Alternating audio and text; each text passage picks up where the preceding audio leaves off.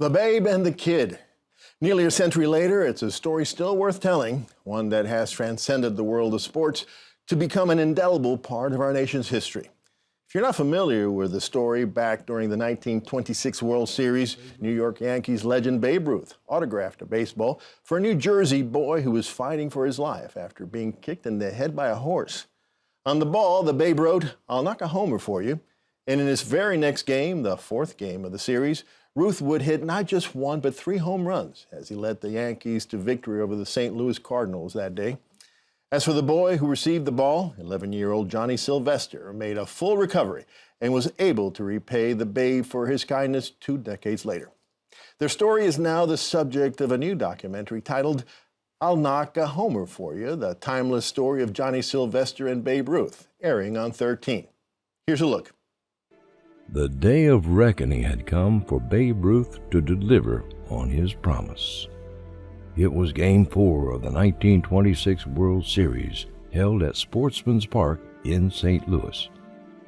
The Yankees were down in the series 2-1. No one but the Babe himself will ever know the pressure he faced that day. He'd made a promise the day before. Now he had to make good on it.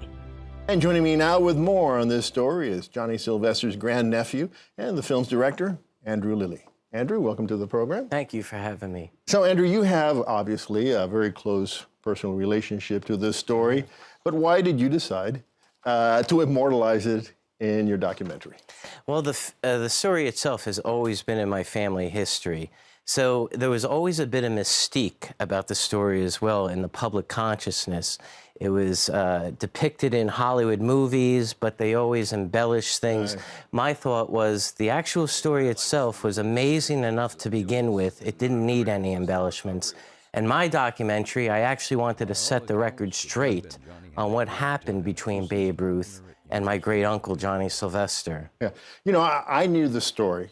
Like everybody knows the story, yeah. but I had misconceptions. For example, I thought that the Babe had actually gone to the hospital and made the promise to the kid at the hospital before hitting the 3 home runs. A lot of people have misconceptions about the story. Why? I think, partly because it happened so long ago. We're talking about something that happened 100 years ago. And, almost, and also due to the fact that Johnny Sylvester was a very modest guy. He rarely talked about this incident. He would surely bring it up if you asked about it, but Johnny was not the type of guy to go around saying, "Oh, Babe Ruth was the guy who knocked the homers for me." In fact, I think the only 3 known interviews Johnny did was in the late 1980s, shortly before his death. And thank goodness he did that so it could preserve an actual authentic account of what happened back then. Now, he went on to live to 74 years old, right? Yes. And he survived World War II. But he was at death's door. He really was after the kick in the head because of an infection. But some people argue that it was Babe Ruth, what Babe Ruth did, and the accolades and the focus it brought on Johnny that saved his life. Do you think that's true? I think Babe Ruth played a big part in Johnny's getting well. I think part of that is because today, perhaps we see things differently. Perhaps maybe we're a little bit cynical of a culture, like, oh, that can't happen. Because I often think, like, what would happen to this boy if this happened today? Yeah. The next day, he'd be on Good Morning America. He'd probably be on Jimmy Kimmel. Yeah. So people might think it would be a publicity stunt. You got to keep in mind, Johnny never tried to capitalize on any of this. It was something he kept to himself, and Babe Ruth only mentioned it a few times afterwards as well. Mm-hmm. But the relationship between Johnny and Babe was very personal. They wrote each other letters. Johnny would later visit Babe Ruth at Yankee Stadium. Yeah, and at the hospital. Let's talk about that because he was able to repay the Babe. 21 years later, what happened? Yes, the story comes full circle. And at the end of Babe's life, Babe passed away, unfortunately, very young.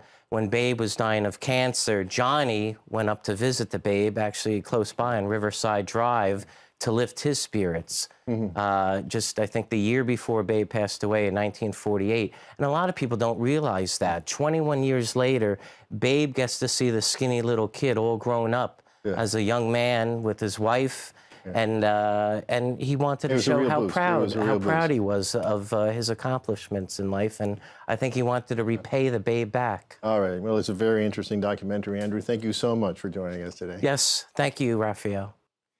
And just a reminder for those of you watching at home, I'll knock a homer for you. The timeless story of Johnny Sylvester and Babe Ruth makes its 13th premiere on Friday, August 4th at 11 p.m.